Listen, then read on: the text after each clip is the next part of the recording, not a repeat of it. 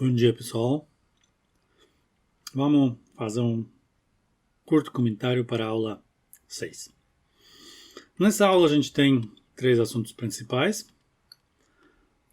A probabilidade de distribuição condicional, no caso dos vetores e variáveis aleatórias.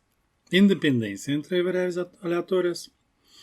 E funções de variáveis aleatórias e vetores aleatórios que a gente não vai abordar nesse vídeo. Então, deletar. Então a gente já sabe, relativamente bem, eu espero, o que é a probabilidade condicional e a independência no caso dos eventos. O que a gente estava fazendo no âmbito da introdução à probabilidade estatística. Então temos duas definições nos termos de eventos, de probabilidade condicional, esse objeto aqui, e a independência entre dois eventos. Dois eventos A e B se chamam independentes se essa igualdade é satisfeita. Como passar dos eventos abstratos, que são elementos do espaço amostral, para variáveis aleatórias ou vetores aleatórios. Na verdade, a gente já fez várias vezes isso. Basta considerar as mesmas expressões, definições, mas agora dá algum certo sentido identificar quais são os eventos. E nesse caso, para os vetores e variáveis aleatórios, os eventos vão ser definidos dessa forma, ou podem ser definidos dessa forma. O evento A vai tratar só da variável x. O evento B vai tratar só de variável y, ou vetor y, vetor x. Nesse caso não importa. Nesse caso a definição de probabilidade condicional continua simplesmente a mesma, não muda nada. Mas para independência das variáveis, dos vetores, a gente tem que fazer mais uma exigência, que essa igualdade não é só satisfeita alguma vez, mas tem que ser satisfeita para qualquer booleanos que entra na definição desses dois conjuntos, desses dois eventos. Quer dizer, para qualquer booleano B1 e para qualquer booleano B2. Assim a gente chega na definição que a gente deu nas notas da aula,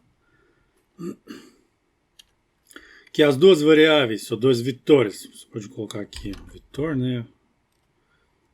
No sinal que é um vetor, se chamam independentes se para todo booleano B1 e todo booleano B2 é satisfeita essa igualdade.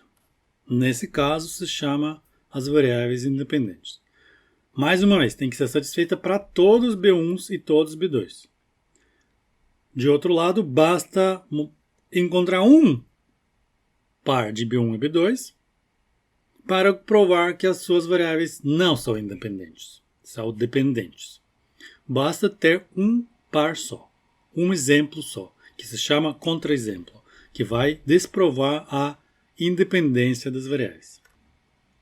No caso das variáveis discretas, a definição de probabilidade condicional se transforma na definição de função de probabilidade condicional. Isso se faz simplesmente escolhendo de novo, de uma forma adequada, os eventos A e B da definição original, de tal forma que cada um desses booleanos B1 e B2 contém só um ficou em inglês, gente, desculpa. Contém só um valor daqueles valores discretos da nossa variável.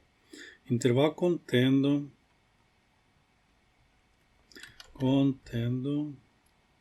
x. E a mesma coisa sobre V2. Então já imediatamente você vai chegar nessa expressão aqui da definição. No caso das variáveis contínuas, o procedimento mais complicado, a gente não vai apresentar ele, quer dizer, eu não vou apresentar ele, mas a resposta é bem parecida, só que agora em termos de densidades. A igualdade é a mesma, só que agora em vez de probabilidades são densidades.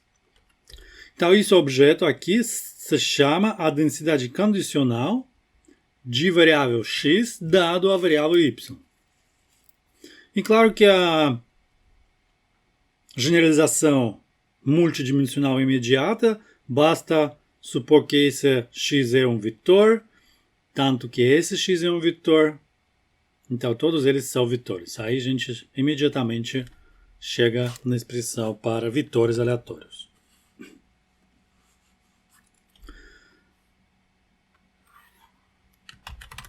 Da mesma forma, você pode reescrever a independência dos variáveis, ou de componente dos vetores, ou dos vetores em si, utilizando uns certos eventos aqui. O primeiro passo, imediato e mais óbvio, é introduzir eventos de tal forma que os nossos booleanos são os intervalos. Aqueles mesmos intervalos da definição da função de distribuição acumulada. Claro que se você colocar aqui esses intervalos A e B, você vai imediatamente chegar na expressão em termos de funções de distribuição acumulada, pela definição desses mesmos. Chamam a sua atenção que essa expressão é válida tanto para variáveis aleatórias contínuas quanto para as variáveis aleatórias discretas. Porque isso foi a força desse objeto de distribuição acumulada. Ela tem a mesma definição tanto para contínuas quanto para discretas. Mas, lembrando de novo, que isso tem que ser satisfeito para qualquer booleano, certo? B1 e B2. Em termos das distribuições acumuladas, isso quer dizer que essa expressão tem que ser válida para qualquer A e B. O que significa que tem que ser válida? Quer dizer que se ela não é válida para algum par dos valores de A e B, as nossas variáveis aleatórias não são independentes. Eles dependem uma da outra. Então, para variáveis aleatórias ou componentes de vetores aleatórios. Escolhendo esses booleanos de uma outra forma para variáveis aleatórias discretas, da mesma forma como a gente fez na definição de probabilidade condicional, a gente pode chegar na expressão equivalente para as variáveis discretas. Então, se essa igualdade é satisfeita para todo A e todo B, nossas variáveis x e y se chamam independentes, nossas variáveis discretas, aleatórias. E para variáveis contínuas, mais uma vez, temos a mesma expressão, só que agora em termos das densidades. E de novo, se essa igualdade é satisfeita para todos os pontos x e y, quer dizer, duas funções de lado esquerdo e de lado direito são iguais, como funções, não só em algum ponto, mas como funções, aí as variáveis x e y se chamam independentes. Variáveis ou componentes de um vetor aleatório, ou sendo variáveis aleatórias. Então eu continuo falando de variáveis e vetores aleatórios. Qual é a diferença? Vamos falar um pouquinho, algumas palavras sobre isso. Então, a princípio, nenhuma. O que eu quero dizer? Que vetores aleatórios é, como se lembra, um conjunto, um vetor cujas componentes são variáveis aleatórias. O que é importante, qual é a diferença nesses termos? Que quando a gente fala de vetor, pela definição, a gente tem a distribuição acumulada conjunta. Isso é a definição de vetor. Já temos a distribuição conjunta. Enquanto a gente fala das variáveis aleatórias, aí é mais comum ter distribuições separadas, quer dizer, individuais, de cada uma delas. Porém, ainda pode acontecer que essas variáveis são dependentes, porque ainda tem que investigar o que é uma distribuição conjunta. De outro lado, vetores aleatórios também podem ter os componentes independentes, seguindo a nossa definição acima. Então, a princípio, diferença é simplesmente terminológica. Não tem nenhuma diferença de conteúdo. O nosso último ponto sobre a independência é a independência, digamos, em massa. Até agora a gente estava falando sobre a independência de duas variáveis, ou dois componentes de um vetor. Então, a independência de um conjunto das variáveis.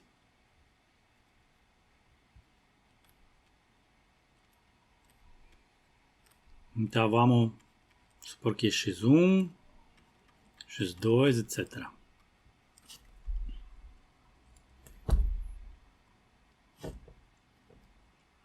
Essas variáveis se chamam independentes, se e somente se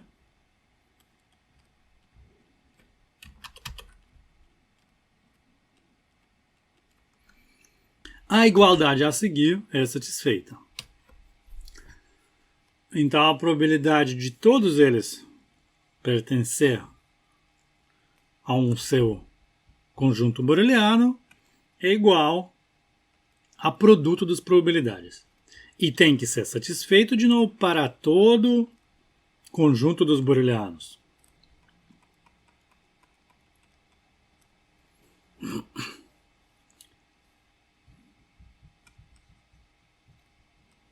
BI de álgebra de Borel.